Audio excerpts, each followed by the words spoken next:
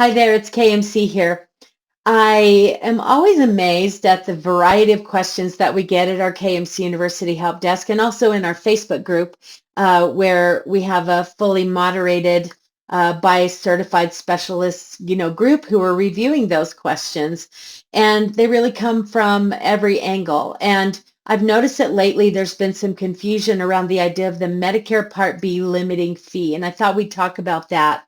So the limiting fee is the maximum amount that a non-participating chiropractor not accepting assignment may collect at the time of service from a Medicare patient for a spinal adjustment that's been AT modified, meaning that it's active treatment.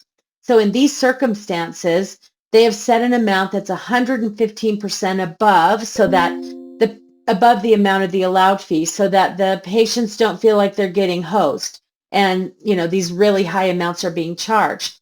So in chiropractic, because we can't opt out of Medicare, if you are a non-participating provider during that active treatment, the limiting fee is the maximum you can charge. And yes, you can collect it at the time of service. In fact, you should.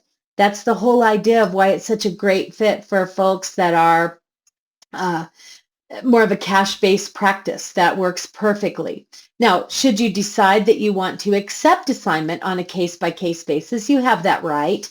However, you would not collect the limiting fee, or really, you're only allowed to collect the non-par allowed copayment because you're accepting assignment on that claim. Now, I certainly don't want you to do that all the time, or you're leaving money on the table. We don't want that. But here's the piece that I find super interesting. So from a limiting fee perspective, we have some doctors that think they're only allowed to charge the limiting fee for all of their services, and that just isn't true. So recognize that for anything other than the spinal adjustment, you are charging your actual fee. Or if you happen to be a member of our favorite ChiroHealth USA and you've set kind of an a la carte fee for those individual services, you certainly can charge that for those fees. If you want to keep your discount within 10 to 15% of your actual fee, that's okay too. But we don't need wildly huge discounts that are being made there. But the limiting fee is not a number that you have to worry about outside of the active treatment spinal adjustments.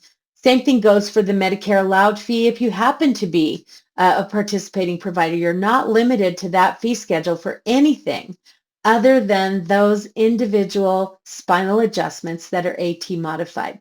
Now the question comes, what can I charge during maintenance care? Absolutely, with a properly executed ABN form, you can absolutely charge your actual fee, or if you've discounted by 10 to 15% or are a member of ChiroHealth USA and you've got a fee for that service there, you can do it that way.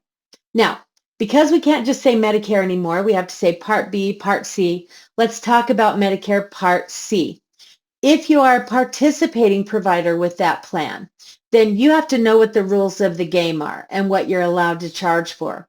You must verify, and I urge you to verify to make sure of what type of a plan the patient purchased. If they've got certain types of PPO or private fee-for-service, there may be some coverage during which that active treatment has for these other types of services that you're performing. So your therapies and your evaluations and so forth. If you're an HMO, probably those things are not going to ever be covered, but you must know what your rights are as to what you can charge the patient. Is it that services allowed fee or fee schedule, or can you go back to your original fee? You don't know this unless you call and verify. That's why you have to do it. I also want to let you know if you're out of network with those plans. Well, theoretically, you should not even be submitting a bill to them anyway, unless you want to be subject to all of those rules and fee schedules. So hopefully you're not doing that as well. So limiting fee, not so limited for chiropractors. Make sure that you know all about those fees and you charge your Medicare patients appropriately. Remember, if they're a qualified Medicare beneficiary, we really can't collect anything at the time of service at all. We have to process it all the way through Medicare and then through their Medicaid plan as well. Be sure you don't get stuck on that one. Happy to serve you here at KMC University.